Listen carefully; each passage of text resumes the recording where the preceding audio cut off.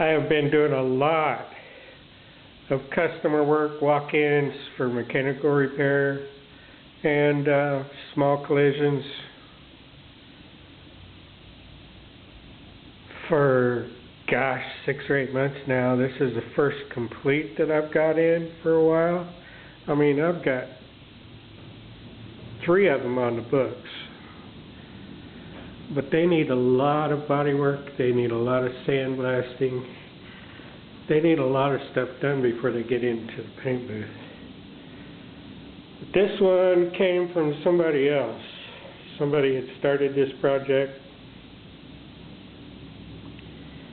and didn't complete it sufficiently for this client. So guess what? I get to redo it. And it's mostly got primer and color and clear, but none of it matches. It was all, you can see this trunk lid, none of it matches. It was all done with a lot of time in between. But I'm finding all the places that need repair, doing all the detail, and sanding. I've sanded it now with 1000 grit just so I can blend where it doesn't have color and where I can match the and the different panels, the doors and the deck lid, they're all different color.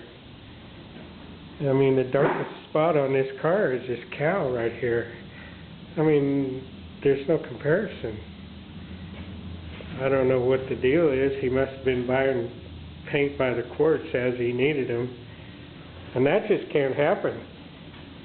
I mean, even if, you know, you need to buy all the paint for the whole car at one time.